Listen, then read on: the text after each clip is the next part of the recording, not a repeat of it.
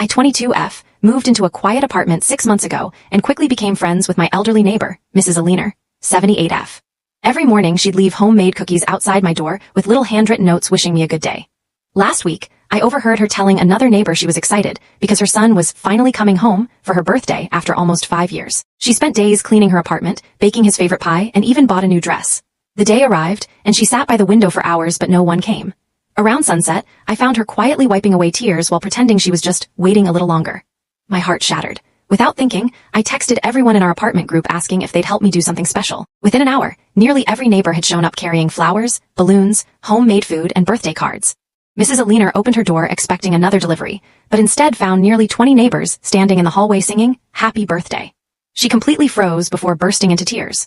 One family brought a homemade cake, another set up fairy lights across the hallway, and someone even found an old speaker to play her favorite songs from the 60s. She kept apologizing for crying, saying, "I didn't think anyone would notice it was my birthday." We spent hours eating, laughing, and listening to stories about her late husband and the adventures they had when they were young. Before everyone left, one little girl hugged her and said, "Can you be my hallway grandma?" Mrs. Aliner smiled wider than I'd ever seen and whispered, "I'd love nothing more."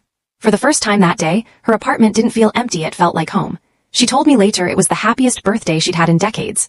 The next morning, there was a knock on my door. Mrs. Aliner was holding a small wooden box tied with a faded blue ribbon. She told me it had belonged to her husband, who passed away 12 years ago.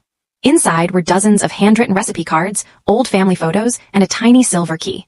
She smiled and said, "My son was supposed to inherit these one day, but family isn't always about blood."